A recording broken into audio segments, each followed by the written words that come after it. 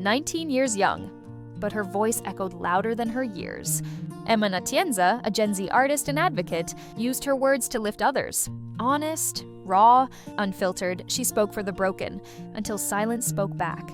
Yet her impact remains, in every young soul learning to fight, feel, and heal. Rest in peace, Emman. The noise you made was beautiful. This is Politikanta Minute. Faith meets facts.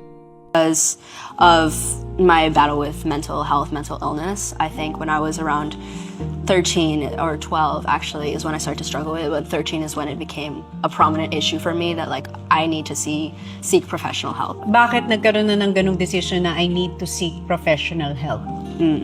I think it's my mental health got to the point where it was so bad that it was hindering my ability to function on a day-to-day basis. So naging depressed? Yeah, depressed. And then I started self-harming and all of these different. Like in what way would you hurt yourself before? I would. You would cut? Yeah, I would cut myself. I think when my emotions get really strong, especially negative emotions, I feel very tense. I feel very tight. Like everything, the world is just crushing down on me in a way.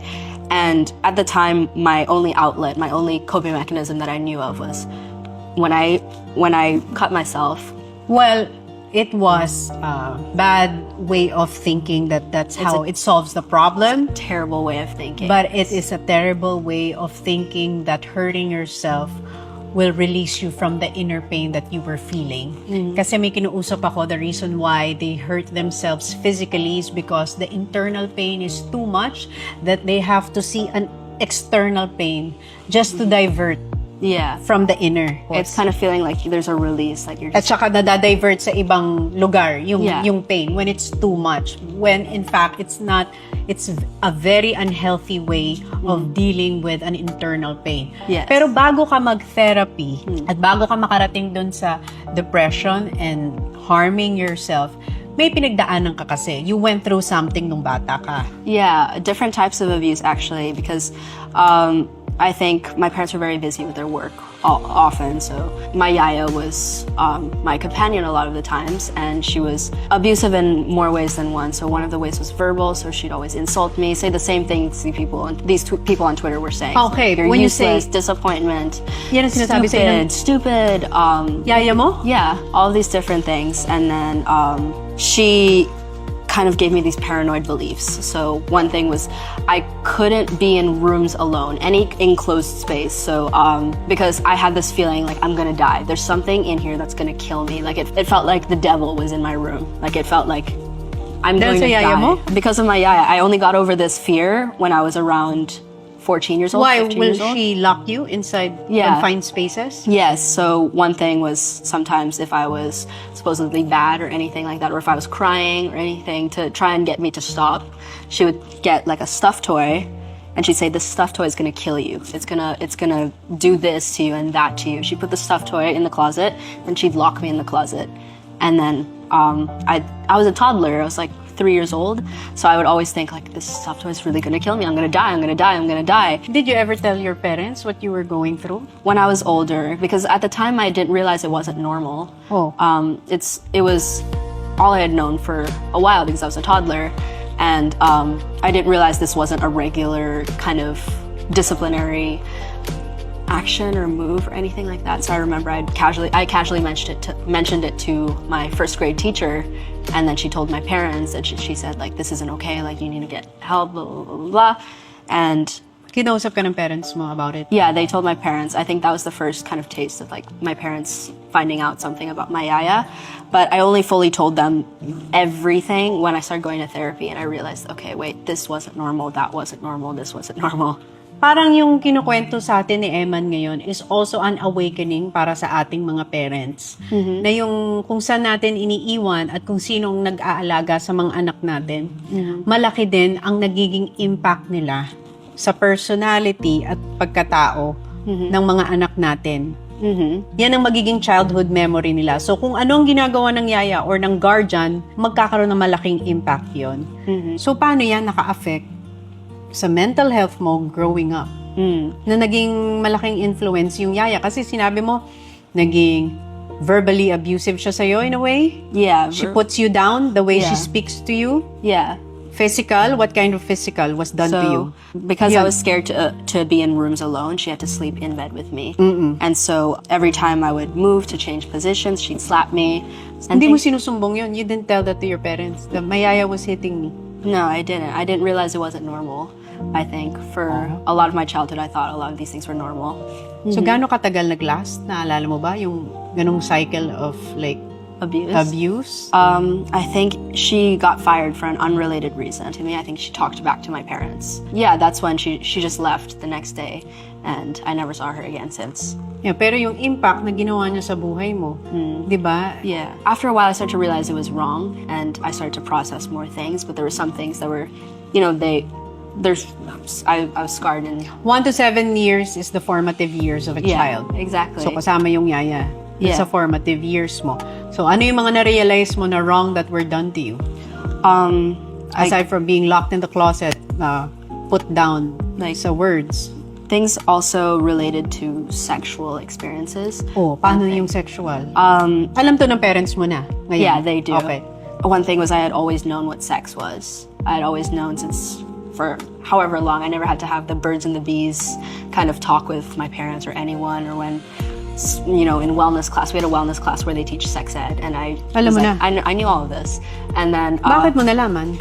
it's because my yaya, she would tell me things in depth about like, oh, this is what sex is. This is like, all the different details, and then like she'd make me watch porn with her. Nanonood ng porn ng yaya? Babae yung yaya? She's a girl, yeah. Nanonood siya ng porn? Yeah. With you? Yes. How old were you? It's a toddler, like 3 or 4 years old. Oh my God. And then one of the Wala first alam things, ng parents mo dito?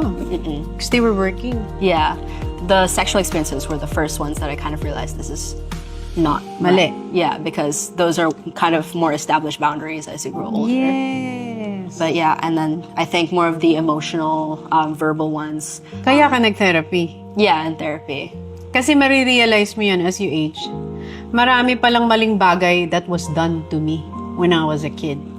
Nagkaroon ba kayo ng one-on-one ng parents mo? Like, you told your mom and your dad, this is what I experienced when you were working and I was left with this guardian. Nasabi mo yan sa kanila? I never told them just like this, all in like an hour-long conversation, but it was always I'd mention bit by bit, she did this, she did that. It was slowly as I was trying to figure out different bad things that she did, I'd slowly tell them more and more and more and more. Anong sabi ng parents mo? They resented my yaya, I'd say, because they were already made aware of my mental state, and I think I heard you were also bullied in school. I was, yeah. Bullied in what way? I was very outspoken, very, weird, some may say, like very quirky, but in a lovable way. And that was always my shtick in a way. And then not only was I a loud person, but I also loved very loud, like I just said. And so I had crushes. So I had a crush on him. His friend actually had reached out to me and started messaging me, and the friend was someone I had a crush on before, and he publicly like rejected me, and it was an awkward situation and very tense between us. So when he reached out to me and started talking to me, I was like, okay, yay, like it's not tense anymore, like it's not awkward, anything like that. And he messaged me, and we were just talking back and forth, and then one day he messages me asking for nude pictures, like for pictures of me in my underwear, and I was around 13 years old at the time. Okay. And of course, you were 13 years old. I was 13 years old. I had never held hands with someone, kissed anyone, anything like that. So of course I said no, like I'm not doing that. Of course not. And then he keeps asking and asking and asking and asking. How old is the guy? 13 then? Yeah, he's also my age. And so he keeps asking and asking, please, like just send one, just one. And after a bit, I was like scared because we're so tense before, it was so awkward before because he had rejected me, and before then he was my friend, and I just wanted my friend back, so I was just like, okay, I'll do it. I sent him one picture, and I thought that would be that. We'd go back to our regular conversation. As in naked? Underwear at the time. I thought it would be over, but then he kept asking again and again and again, and I think I had sent him maybe 2 more pictures, something like that, 1 to 3 more pictures, until I finally said, okay, no, absolutely no more. Like, that was my line, absolutely not. But then he knew that I liked his friend. I had a very big crush on his friend. And so he tells me, like, can I send this to my friend? I really want him to like you. I want him to get over this girl and like you. and I think he'd really like these pictures. And so, me being 13, I had no idea how relationships worked, how winning someone over was, or flirting, or anything like that. So I was like, okay, if you think it's gonna make him like me, then okay, I'll let it happen. And so he sent it to him, and then my crush messaged me and said like I'd seen it, and we went into this back and forth like every other day, sometimes days in a row. He would ask me for pictures, and I got no pleasure from it, like sexually. I got no pleasure from it at all. My pleasure from it was just he'd message me, he'd talk to me beforehand, and then it was just this false hope that like he'll like me back one day. You were manipulated. Yeah. At 13 years old, diba? But at 13, you didn't know any better. I didn't. Ang gusto lang niya is to get him to like me back. But yes. diba, it cost you like... Yes. And then he'd be asking days in a row, sometimes every other day, minimum every other day he'd ask for one. Later I find out, one of my friends tells me, he's sending all of these pictures, every single picture, video, whatever I had sent to him was being sent to a group chat of 50 guys, something. To school? Yeah, for a year, 2 years, I think. There was no guy I'd ever met that didn't or couldn't have access to pictures of me naked. So at 13, paano mo hinandle yun? When I first found out, I was just numb. Like, it was just like, I think I was in such shock, but I think the effects were much more subconscious because everyone had already started to label me as a whore. Like, they tell me to my face, they'd say, you're a whore, you're a slut, anything like that. And yeah, I always assumed it's my fault. I put myself in this situation. And I am a whore, I am a slut, I am a crazy, wild, whatever everyone's labeled me as. And so... So in-embrace mo na kung ano yung sinabi nila sa'yo? Yeah, I kind of was just like, okay, if this is what I am, then that's what I'll be. This is my attempt to win people back. And so I would host parties, you know, I would buy tables for people at the club, anything like that. Just trying to fulfill this crazy, wild persona that was put onto me. And at first it worked. People were like, you know, I won people over. Yeah, I was cool. Cool girl. I was cool, rebellious, things like that. But again, I was still hurting. Kasi for a while, you believe all the lies na pinroject sa'yo ng mga tao. And it's a long journey. At 18 years old, imagine, ang dami mo nang pinagdaanan. Tapos this controversy didn't help also. Yeah. Kasi parang binalik ka lang dun sa dati mong pinagdaanan. Yeah, I think that was a real test to my growth was when this controversy happened. Because after I graduated high school, I was like, this is my chance to heal and to be myself and to... Paano ka nag-heal?